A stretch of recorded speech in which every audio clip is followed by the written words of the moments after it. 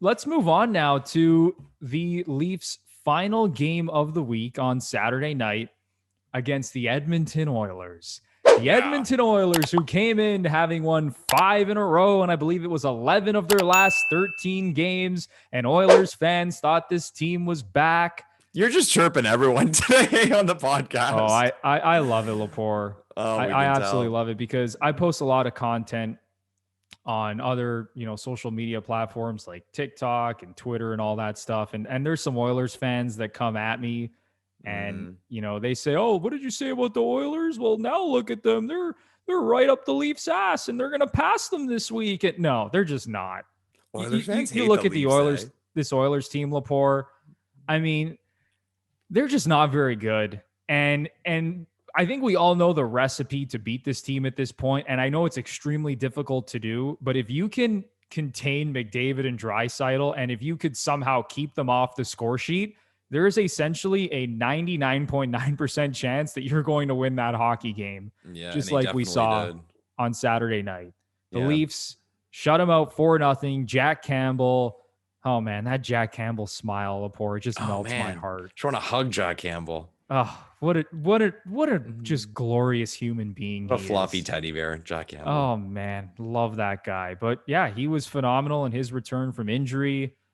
And we saw Jason Spezza score a goal from 2007. Just Spezza. Unbelievable, man. And Zach Hyman, who scored probably one of the best goals I've ever seen Zach Hyman score. And Lepore, they did all of this without Austin Matthews. So give me your impressions of this game on Saturday night against Edmonton. Again, like the Flames game is very loaded. Like a lot of points from this game. Number one, you mentioned minimizing Draisaitl and McDavid. Connor McDavid, one shot on goal and a -3 without facing the number one center of the Toronto Maple Leafs, Austin Matthews. That is a stat. One shot, and that's funny because that one shot was a hell of a move. He went wide on Riley and fired a backhand.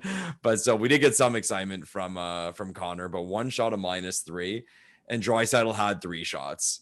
So you touched on it. You have to shut those guys down to beat the Oilers, and the Leafs did. I think it's safe to say this probably was the Leafs' best game of the season, all things considered. No starting goalie. Campbell comes in, gets the shutout. No Austin Matthews. This team goes out and scores 4 goals. The power play had been a mess the previous 2 games. Their first goal was on the power play. Was there ever a more Mitch Marner move than the first goal where he just delayed, and we're all screaming at the television telling him to shoot it, but he knew exactly what he was doing. He just hesitated and brought it to Nylander, again, who scored his 3rd straight goal. The most Mitch Marner play ever. Yeah, just crazy. Like, what a patient player. Like, underrated thing in sports altogether is just patience, and Mitch Marner just demonstrated it on that play. We had, you know what, one thing I wanted to touch on, we haven't touched on it yet, all 3 games, but this game specifically, I really noticed it, was the play of John Tavares. Didn't score. The guy wasn't lucky enough to have a puck go in for him. He had the chances. Like, he's just so cursed right now, but he was great this week. Tavares was everywhere. He made a great draw pass to Marner on the second goal.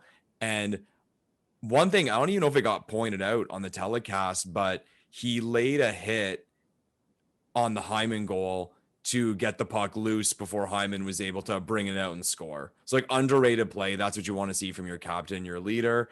And then you mentioned Jason Spezza. Again, man, like, what a signing, what a guy. Like, that move, just like that hesitation. And even as a viewer, when he put that stick down, everyone was thinking, okay, he faked the shot to pass, and you're just waiting for pass. And then he caught the goalie a little out and roofed it. Like, what a goal. What a great goal. So just a great win for the Leafs. Again, this Edmonton team came in hot. They are the 2nd place team in the division right now.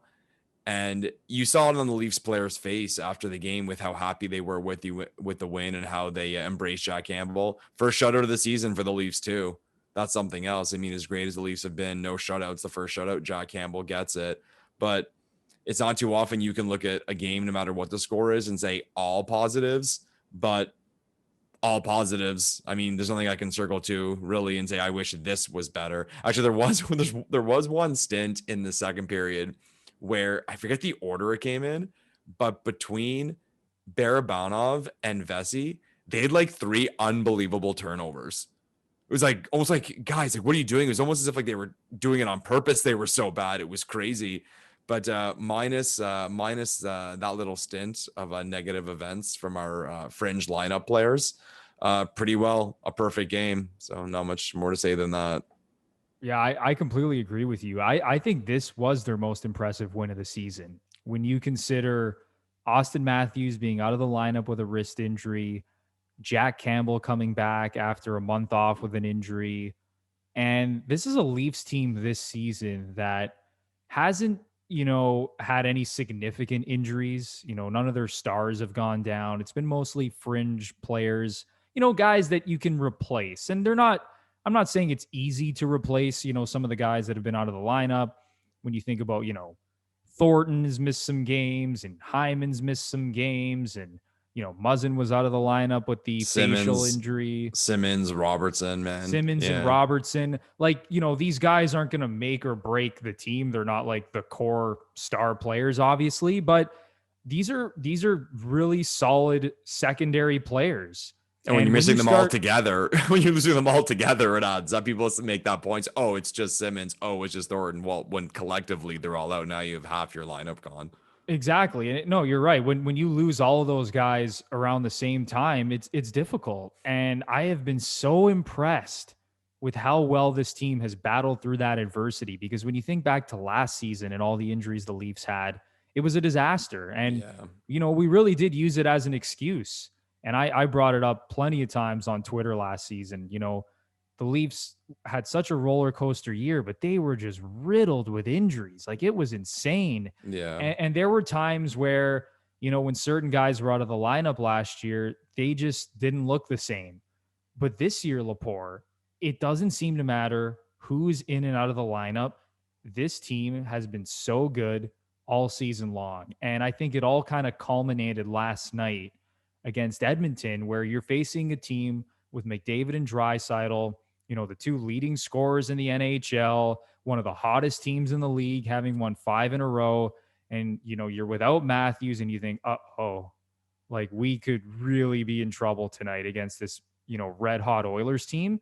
Mm-hmm. And the Leafs just didn't give a shit. They came out, they played their game. They played with structure.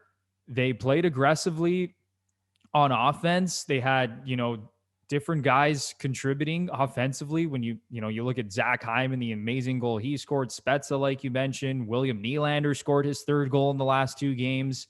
The defense core has just been rock solid. And Jack Campbell, picking up the shutout. And I just look at this Leafs team, and it's unlike anything I've seen from this team over the last, 10 years, let's call our entire lives. Yeah. Shit, we could even say our entire lives, for real. Almost, yeah. It's one of those moments in time where it's like, this team is just really good, and it doesn't matter who's in and out of the lineup, because they are just going to find ways to win. And that is so rare, because when you have injuries and things aren't going smoothly and there's a lot of changes, and especially how you add in COVID and all the stuff that's going on with that, and how the Leafs are just trucking through this like it's no big deal. And Lepore, one thing I want to bring up, their record against every team in this division. So against Montreal, 3-1. Against the Senators, 3-1-1. Winnipeg, 1-0. Edmonton, 3-1-1. Calgary, 3-1. And Vancouver, they're 3-0 against. Wow, okay. They're just beating everyone. Yeah, so it's not like they're just hammering 1 or 2 teams. Yeah, no, wow. Yeah, not like the Montreal Canadiens, who just beat up on the Canucks and then everyone thinks they're great. No, the Leafs have been really good against every team in this division. And I mean, there's really nothing else to say. It's just they have been so consistently good this season. It doesn't matter who's in the lineup. They're finding ways to win, and you just love to see it, Lepore. Yeah, I mean, at the end of the day, everything was kind of pointing to an Oilers win last night, in the way that, Saturday night, they're on the road. Oilers were coming in hot. The whole McDavid Draisaitl thing, Matthews not playing. Anderson not back. Was Campbell's first game back from injury. Just everything was pointing to it. And they just said, no, they played well. They scored on their one power play opportunity. Played a great road game defensively. I'm sure Keefe loved to see that. They got the saves when they needed to, and just comfortable win. And we've seen a few of those this year. And as Leafs fans, we didn't really know what it felt like to get those kind of comfortable, solid, professional wins.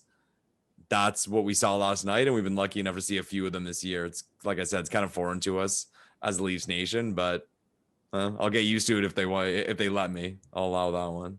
Yeah, I can sure as hell get used to these. Oh, Leafs are up 3-0. All right, call it a night. This game's over. Yeah, which we could never do before. Oh my God, since I've been following this team, I do not remember it being this good. I mean, this is unbelievable.